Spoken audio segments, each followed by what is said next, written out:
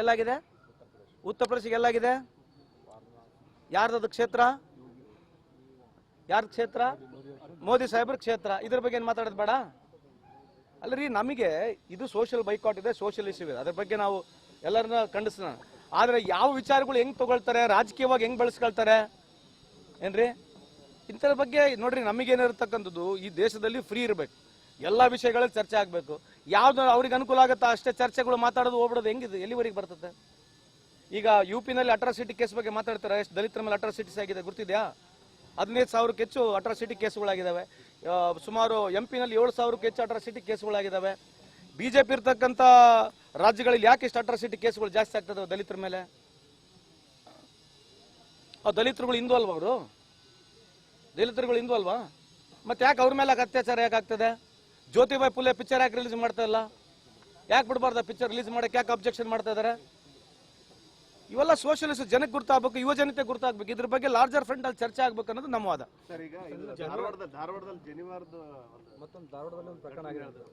ಏನಾಗಿದೆ ಪ್ರಕರಣ? ಯಾರು ತೆಗೆಸಿದವ್ರು? ಯಾರು ಅಧಿಕಾರಿಗಳು, ಸಿಬ್ಬಂದಿಗಳು?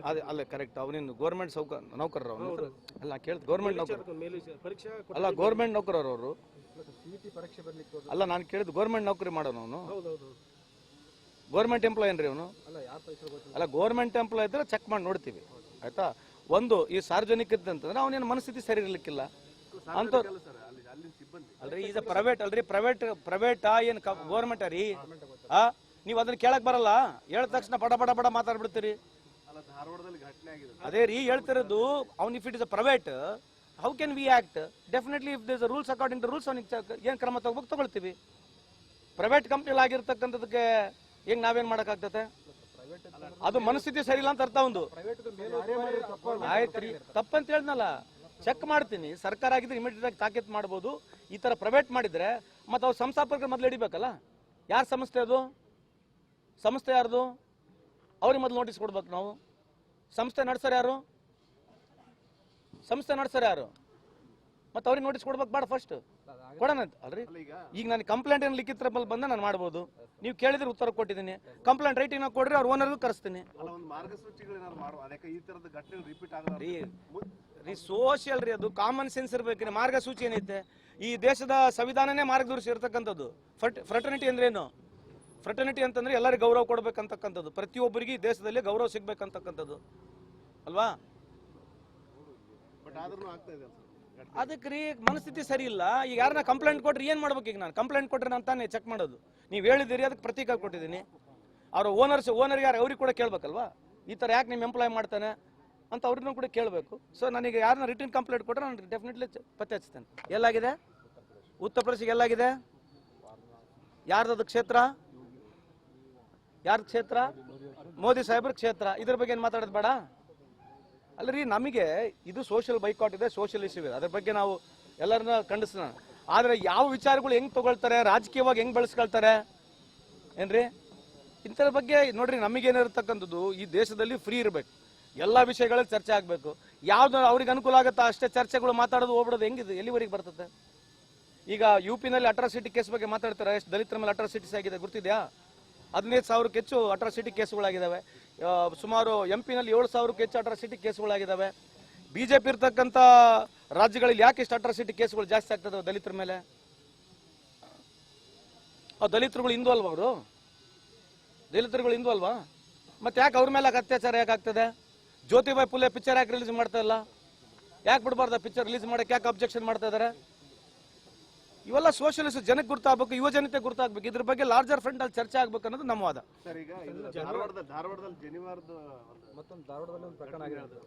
ಏನಾಗಿದೆ ಪ್ರಕರಣ? ಯಾರು ತೆಗೆಸಿದವ್ರು? ಯಾರು ಅಧಿಕಾರಿಗಳು, ಸಿಬ್ಬಂದಿಗಳು? ಅಲ್ಲ ಕರೆಕ್ಟ್. ಅವನೇನು ಗೌರ್ಮೆಂಟ್ ನೌಕರರು? ಅವನು ಅಲ್ಲ ಕೇಳ್ತ ಗೌರ್ಮೆಂಟ್ ನೌಕರ ಅಲ್ಲ, ಗೌರ್ಮೆಂಟ್ ನೌಕರರು ಅವರು ಅಲ್ಲ. ನಾನು ಕೇಳಿದ್ ಗೌರ್ಮೆಂಟ್ ನೌಕರಿ ಮಾಡೋನು ಅವನು, ಗೌರ್ಮೆಂಟ್ ಎಂಪ್ಲಾಯ್ ಏನ್ರಿ ಅವನು? ಅಲ್ಲ, ಗೌರ್ಮೆಂಟ್ ಎಂಪ್ಲಾಯ್ ಇದ್ರೆ ಚೆಕ್ ಮಾಡಿ ನೋಡ್ತೀವಿ, ಆಯ್ತಾ? ಒಂದು ಈ ಸಾರ್ವಜನಿಕ ಅಂತಂದ್ರೆ ಅವನೇನು ಮನಸ್ಥಿತಿ ಸರಿ ಇರ್ಲಿಕ್ಕಿಲ್ಲ ಅಂತ ಅಲ್ರಿ. ಈಗ ಪ್ರೈವೇಟ್ ಅಲ್ರಿ, ಪ್ರೈವೇಟ್ ಏನು ಗೌರ್ಮೆಂಟ್ ರೀ? ನೀವು ಅದನ್ನ ಕೇಳಕ್ ಬರಲ್ಲ, ಹೇಳಿದ ತಕ್ಷಣ ಬಡ ಬಡ ಬಡ ಮಾತಾಡ್ಬಿಡ್ತೀರಿ. ಧಾರವಾಡದಲ್ಲಿ ಘಟನೆ ಆಗಿದೆ. ಅದೇ ರೀ ಹೇಳ್ತಿರೋದು. ಅವ್ನು if it is a private, how can we act? Definitely if this rules according to rules ಅವ್ನಿಗೆ ಏನು ಕ್ರಮ ತಗೊಳ್ತೀವಿ. ಪ್ರೈವೇಟ್ ಕಂಪ್ನಿಲಿ ಆಗಿರ್ತಕ್ಕಂಥದಕ್ಕೆ ಹೆಂಗ್ ನಾವೇನ್ ಮಾಡೋಕ್ಕಾಗ್ತದೆ? ಅದು ಮನಸ್ಥಿತಿ ಸರಿ ಇಲ್ಲ ಅಂತ ಅರ್ಥ ಒಂದು. ಆಯ್ತು ರೀ, ತಪ್ಪಂತ ಹೇಳ್ದಲ್ಲ, ಚೆಕ್ ಮಾಡ್ತೀನಿ. ಸರ್ಕಾರ ಆಗಿದ್ರೆ ಇಮಿಡಿಯೇಟ್ ಆಗಿ ತಾಕೀತು ಮಾಡ್ಬೋದು. ಈ ತರ ಪ್ರೈವೇಟ್ ಮಾಡಿದ್ರೆ ಮತ್ತೆ ಅವ್ರು ಸಂಸ್ಥಾಪಕರು ಮೊದಲು ಹಿಡಿಬೇಕಲ್ಲ. ಯಾರ ಸಂಸ್ಥೆ ಅದು? ಸಂಸ್ಥೆ ಯಾರ್ದು? ಅವ್ರಿಗೆ ಮೊದಲು ನೋಟಿಸ್ ಕೊಡ್ಬೇಕು ನಾವು. ಸಂಸ್ಥೆ ನಡೆಸೋರು ಯಾರು? ಸಂಸ್ಥೆ ನಡೆಸೋರು ಯಾರು? ಮತ್ತೆ ಅವ್ರಿಗೆ ನೋಟಿಸ್ ಕೊಡ್ಬೇಕು ಬೇಡ? ಫಸ್ಟ್ ಕೊಡೋಣ ಅಲ್ರಿ. ಈಗ ನಾನು ಕಂಪ್ಲೇಂಟ್ ಏನು ಲಿಖಿತ ರೂಪದಲ್ಲಿ ಬಂದ ನಾನು ಮಾಡ್ಬೋದು. ನೀವು ಕೇಳಿದ್ರೆ ಉತ್ತರ ಕೊಟ್ಟಿದ್ದೀನಿ. ಕಂಪ್ಲೇಂಟ್ ರೈಟಿಂಗ್ ನಾವು ಕೊಡ್ರಿ, ಅವ್ರ ಓನರ್ಗೂ ಕರೆಸ್ತೀನಿ. ರೀ ಸೋಷಿಯಲ್ ರೀ, ಅದು ಕಾಮನ್ ಸೆನ್ಸ್ ಇರ್ಬೇಕು. ಮಾರ್ಗಸೂಚಿ ಏನೈತೆ? ಈ ದೇಶದ ಸಂವಿಧಾನನೇ ಮಾರ್ಗದರ್ಶಿ ಇರ್ತಕ್ಕಂಥದ್ದು. ಫ್ರಟರ್ನಿಟಿ ಅಂದ್ರೇನು? ಫ್ರಟರ್ನಿಟಿ ಅಂತಂದ್ರೆ ಎಲ್ಲರಿಗೂ ಗೌರವ ಕೊಡ್ಬೇಕಂತಕ್ಕಂಥದ್ದು. ಪ್ರತಿಯೊಬ್ಬರಿಗೆ ಈ ದೇಶದಲ್ಲಿ ಗೌರವ ಸಿಗ್ಬೇಕಂತಕ್ಕಂಥದ್ದು ಅಲ್ವಾ? ಅದಕ್ಕೆ ರೀ ಮನಸ್ಥಿತಿ ಸರಿ ಇಲ್ಲ. ಈಗ ಯಾರನ್ನ ಕಂಪ್ಲೇಂಟ್ ಕೊಟ್ರೆ ಏನ್ ಮಾಡ್ಬೇಕು? ಈಗ ನಾನು ಕಂಪ್ಲೇಂಟ್ ಕೊಟ್ರೆ ನಾನು ತಾನೇ ಚೆಕ್ ಮಾಡೋದು. ನೀವು ಹೇಳಿದಿರಿ, ಅದಕ್ಕೆ ಪ್ರತೀಕ ಕೊಟ್ಟಿದ್ದೀನಿ. ಅವ್ರ ಓನರ್ ಯಾರು ಅವ್ರಿಗೆ ಕೂಡ ಕೇಳ್ಬೇಕಲ್ವಾ?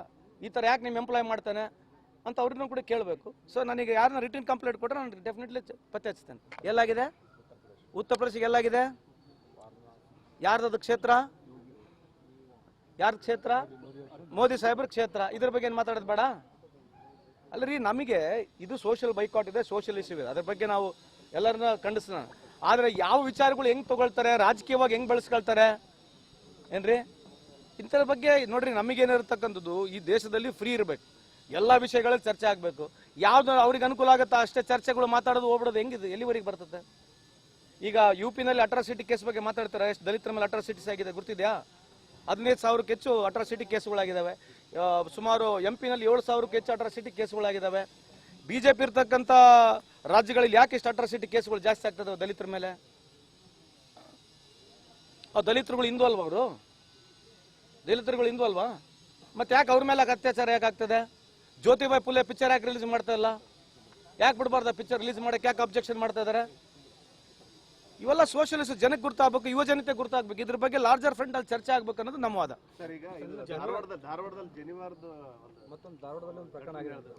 ಏನಾಗಿದೆ ಪ್ರಕರಣ? ಯಾರು ತೆಗೆಸಿದವ್ರು? ಯಾರು ಅಧಿಕಾರಿಗಳು, ಸಿಬ್ಬಂದಿಗಳು? ಅಲ್ಲ ಕರೆಕ್ಟ್. ಅವನೇನು ಗೌರ್ಮೆಂಟ್ ನೌಕರರು? ಅವನು ಅಲ್ಲ ಕೇಳಿದ್ ಗೌರ್ಮೆಂಟ್ ನೌಕರ ಅಲ್ಲ, ಗೌರ್ಮೆಂಟ್ ನೌಕರರು ಅವರು ಅಲ್ಲ. ನಾನು ಕೇಳಿದ್ ಗೌರ್ಮೆಂಟ್ ನೌಕರಿ ಮಾಡೋನು ಅವನು. ಗೌರ್ಮೆಂಟ್ ಎಂಪ್ಲಾಯ್ ಏನ್ರಿ ಅವನು? ಅಲ್ಲ, ಗೌರ್ಮೆಂಟ್ ಎಂಪ್ಲಾಯ್ ಇದ್ರೆ ಚೆಕ್ ಮಾಡಿ ನೋಡ್ತೀವಿ, ಆಯ್ತಾ? ಒಂದು ಈ ಸಾರ್ವಜನಿಕ ಅಂತಂದ್ರೆ ಅವನೇನು ಮನಸ್ಥಿತಿ ಸರಿ ಇರ್ಲಿಕ್ಕಿಲ್ಲ ಅಂತ ಅಲ್ರಿ. ಈಗ ಪ್ರೈವೇಟ್ ಅಲ್ರಿ, ಪ್ರೈವೇಟ್ ಏನ್ ಗೌರ್ಮೆಂಟ್ ರೀ? ನೀವು ಅದನ್ನ ಕೇಳಕ್ ಬರಲ್ಲ. ಹೇಳಿದ ತಕ್ಷಣ ಬಡ ಬಡ ಬಡ ಮಾತಾಡ್ಬಿಡ್ತೀರಿ. ಅದೇ ರೀ ಹೇಳ್ತಿರೋದು. ಅವ್ನು if it is a private, how can we act? Definitely if this rules according to rules ಅವ್ನಿಗೆ ಏನು ಕ್ರಮ ತಗೊಳ್ತೀವಿ. ಪ್ರೈವೇಟ್ ಕಂಪ್ನಿಲಿ ಆಗಿರ್ತಕ್ಕಂಥದಕ್ಕೆ ಹೆಂಗ್ ನಾವೇನ್ ಮಾಡೋಕ್ಕಾಗ್ತದೆ? ಅದು ಮನಸ್ಥಿತಿ ಸರಿ ಇಲ್ಲ ಅಂತ ಅರ್ಥ ಒಂದು. ಆಯ್ತು ರೀ, ತಪ್ಪಂತ ಹೇಳ್ದಲ್ಲ, ಚೆಕ್ ಮಾಡ್ತೀನಿ. ಸರ್ಕಾರ ಆಗಿದ್ರೆ ಇಮಿಡಿಯೇಟ್ ಆಗಿ ತಾಕೀತು ಮಾಡ್ಬೋದು. ಈ ತರ ಪ್ರೈವೇಟ್ ಮಾಡಿದ್ರೆ ಮತ್ತೆ ಅವ್ರು ಸಂಸ್ಥಾಪಕರು ಮೊದಲು ಹಿಡಿಬೇಕಲ್ಲ.